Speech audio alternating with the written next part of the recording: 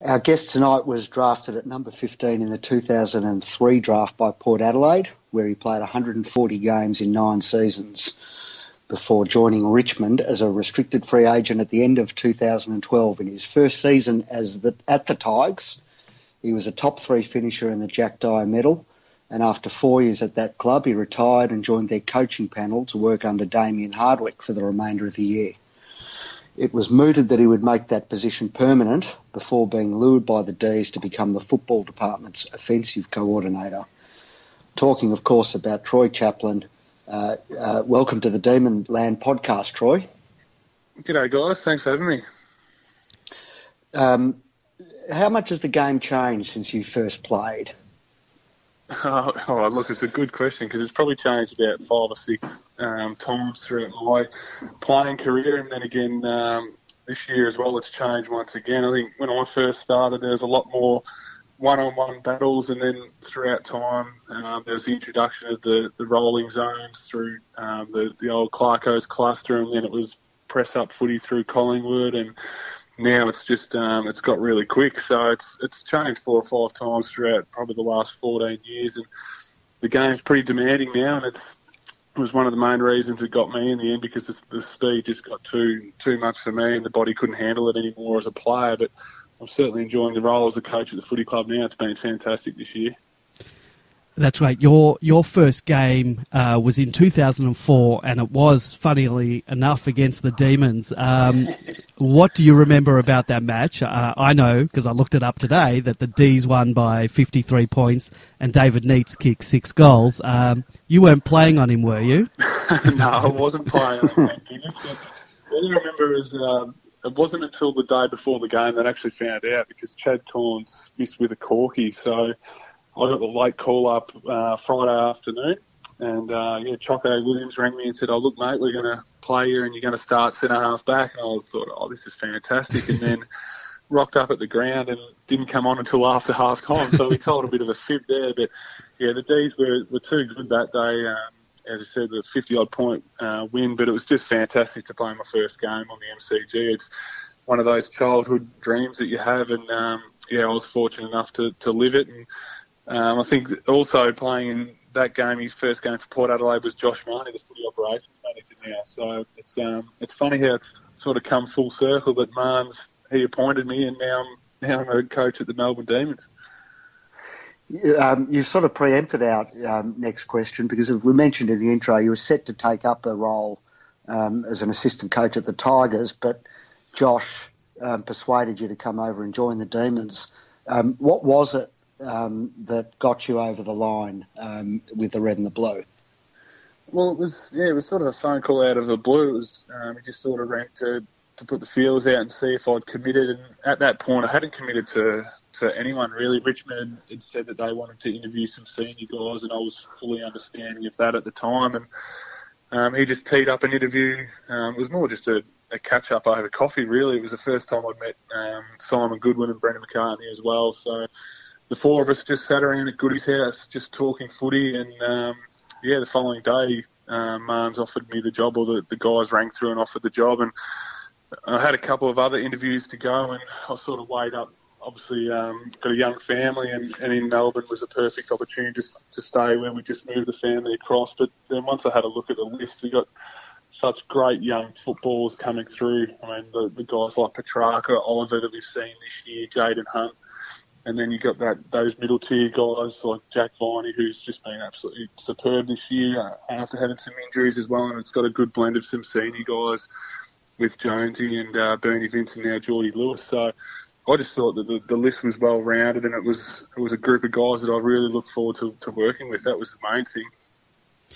So Troy, as the game evolves, so do the coaching roles. You're currently the offensive coordinator. Can you explain that role that you currently occupied, and who are you in charge of, and what exactly does the offensive coordinator do?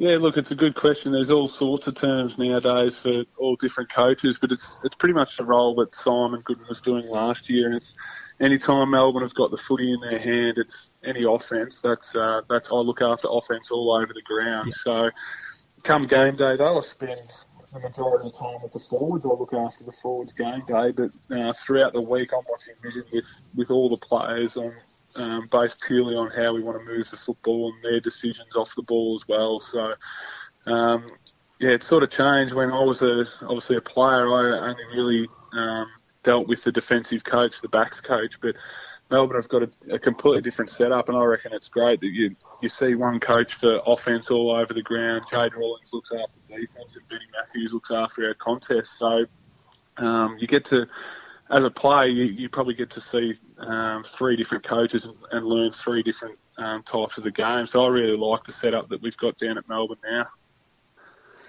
What's it like working under Simon Goodwin? He's spoken a few times in his press conferences about the coaches, his assistant coaches being adventurous.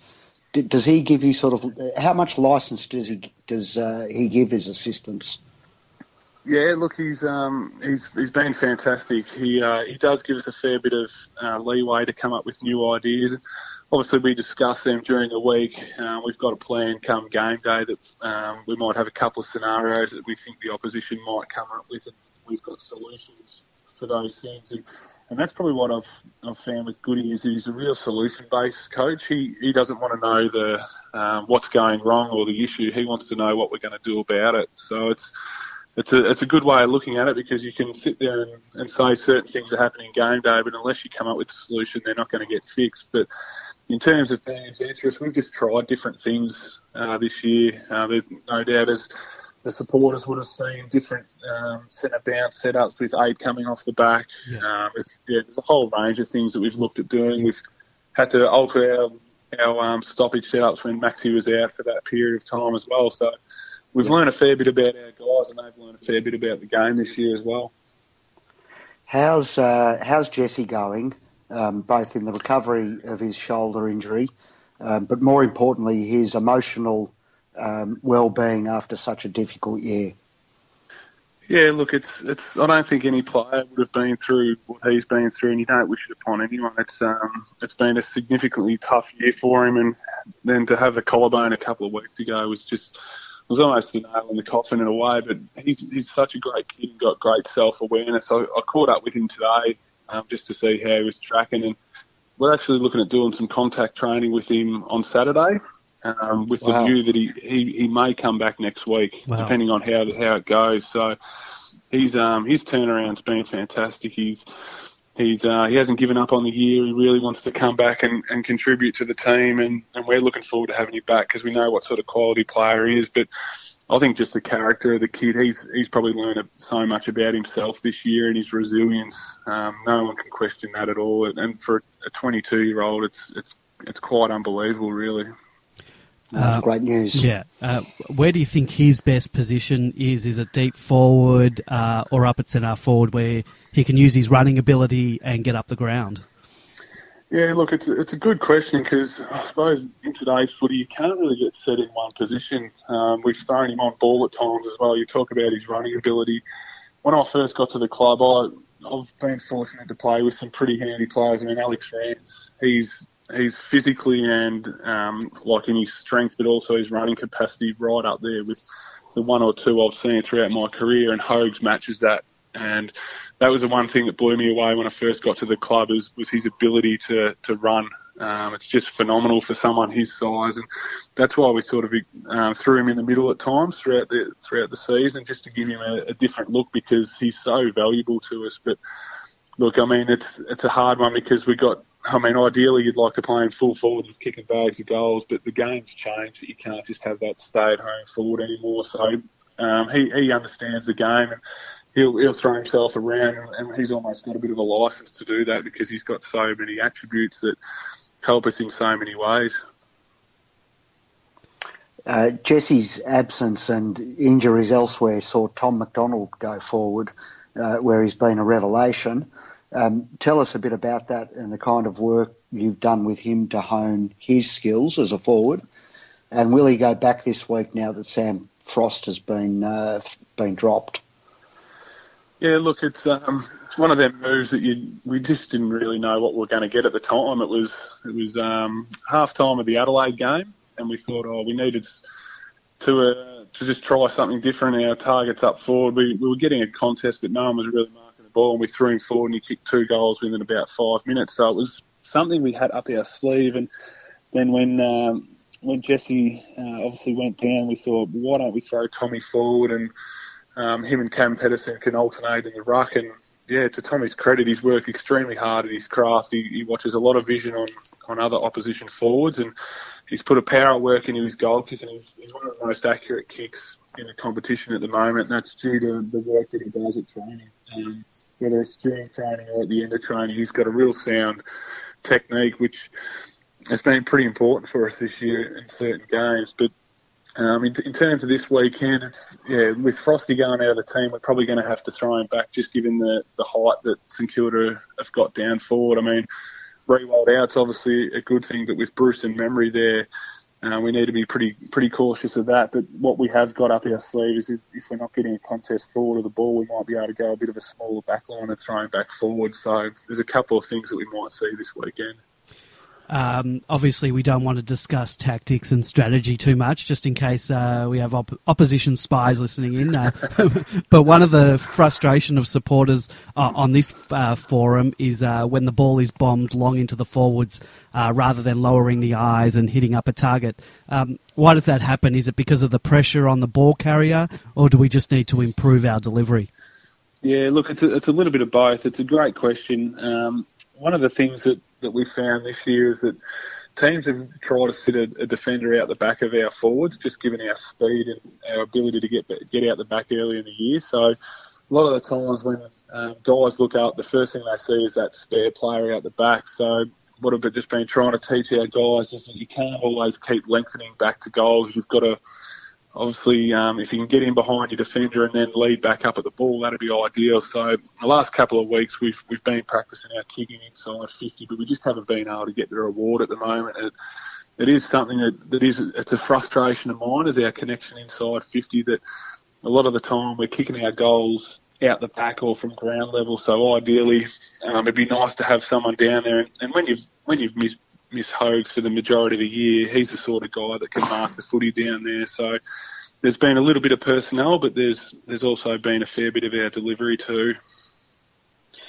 Mitch Hannon has been a real revelation this year, especially his ability to get the ball to boot so quickly. But we've also seen him spend time in the middle over the past month. Where do you see his future in terms of a position? Yeah, I think at the moment it's that forward that can pinch hit in there. He's a little bit like Christian Petrarca. We're pretty fortunate that we've got two guys who are similar. They're both powerful players, and we're talking about a guy who's in his first year and Christian's in his third year, that they just don't have the capacity to stay in the midfield for long periods of time at the moment. So I think that, as you said, Mitch is very smart around goals. He's a very clever player, and he's very good overhead as well. And we actually haven't seen the best of Mitch overhead yet.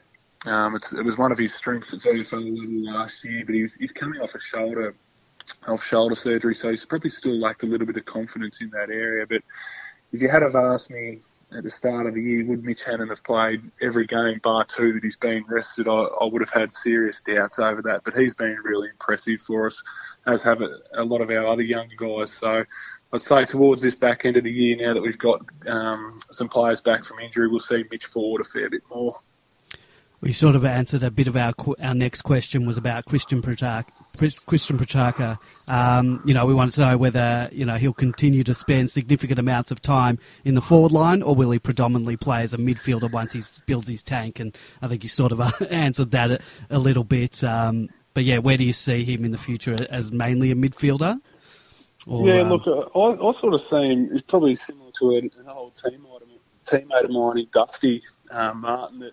They're both similar sort of sizes. They're very good one-on-one players forward of the ball, but they're so good around the footy that you're sort of robbing Peter to pay Paul in both areas of the ground. That when Christian starts to develop his tank, he's going to be a pretty phenomenal midfielder.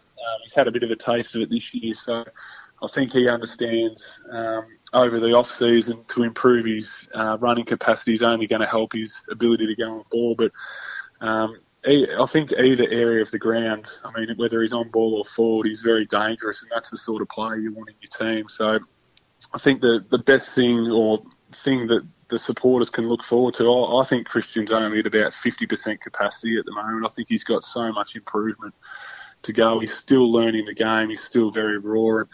He's some of the things he does at training and his one-on-one marking that I've seen this year, I'll just shake my head at times. I just can't believe what he does. So I'm real bullish about the kid and the future that he's got at the footy club. How's 𝗟𝗂𝘰𝗰𝘀𝘁 tracking? And when can we expect him to become a permanent fixture in the senior team? Yeah, look, Sammy's probably not far away at all. His last few weeks at VFL level have been very impressive.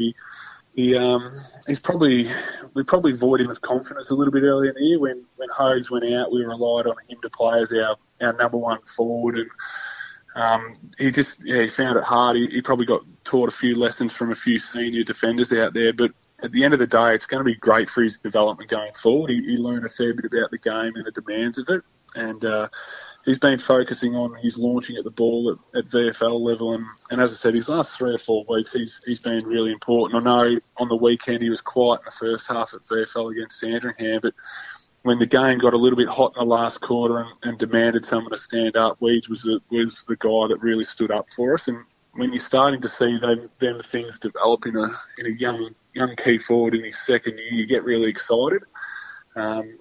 Same time, you've got to be careful you don't come in and push him too early. But we're really happy with how he's going, and he's not too far away. And, I mean, if we can get 𝗟𝗂𝘰𝗰𝘀𝘁, keep him in really good form, he's going to play an important role for us in the next few weeks and hopefully deep in the finals.